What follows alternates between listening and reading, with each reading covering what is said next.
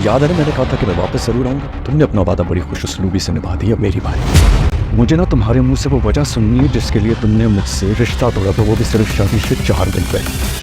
तुम्हें सिर्फ वही पता है जो तुम्हें बताया गया है, जो तुमने किसी और से सुना है। हर कहानी का दूसरा रुख भी होता है। मान लिया कि सारी दुनिया ने हमारे खिलाफ साजिश कर ली और तुमसे गलती भी हो गई, लेकिन अब इस गलती को सुधारा भी तो जा सकता है। शादी कर लो मुझसे। जैन साहब ने ईमान से कहा, तुम्हें कहा था ना मैंने मैं वापस आऊँगा, मैं तो आ गया हूँ।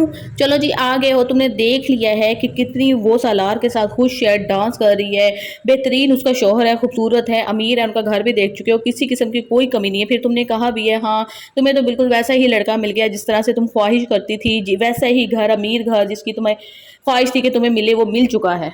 जब उसे सारा कुछ मिल चुका है तो तुम किस खाते में उसको ले जा रहे हो ज़बरदस्ती। जी हाँ जी, हमारी शादी तो तय थी, एंड टाइम पे टूट गया, तो चलो तुम अब दोबारा मेरे से शादी करो, दुनिया को वही दिखाते हैं जहाँ के हम दोनों एक दूसरे के प्यार में थे, और फलान ढमका।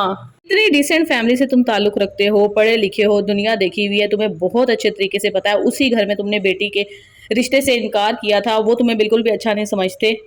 अब तुम मजीद ईमान को ले जा के खींच के खच्चे मारना शुरू कर दिए तुमने।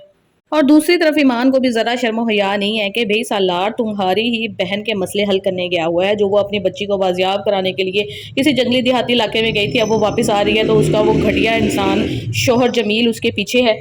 सवेरा बेचारी अपनी बच्चियों को लेकर डरी सहमी कहाँ छुपती छुपाती फिर रही है, भागी फिर रही है, और जमील ने उसको पकड़ भी लिया है। वो बस के अंदर, उस बस के अंदर पहुंच गया, उसने आइडेंटिफाई कर लिया कि सवेरा यहाँ मेरे बच्चियों के साथ बैठी हुई है। वहां पे जो है ना जैन पहुंच जाता है, किस तरीके से वो जाकर उसकी बच्चियों को छुड़वाता है, सवेरा की जान बचाता है उसके घटिया शोहर से।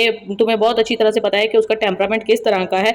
इसी दौरान में सालार बहुत ज़्यादा जख्मी भी हो जाती है, लेकिन इस टाइम में भी उसको तुम्हारी फिक्र है। उसको जो है ना वो पूछ रहा है इसकी बहन से, वो पूछ रहा है अपने सुतेले बहन भाइयों से कि ईमान कहाँ है, ईमान किधर है इस वक्त। लेकिन ईमान साहबा तो गुलछड़े उड़ा रही है अपने पुराने आशिक के साथ। वो वादे वईद वो उसको बता रही है कि नहीं जी सिचुएशन ऐसी नहीं थी, ऐसी नहीं थी। अब तुम्हारा बताने का क्या फायदा जब तुम्हारी शादी सालार के साथ हो चुकी है।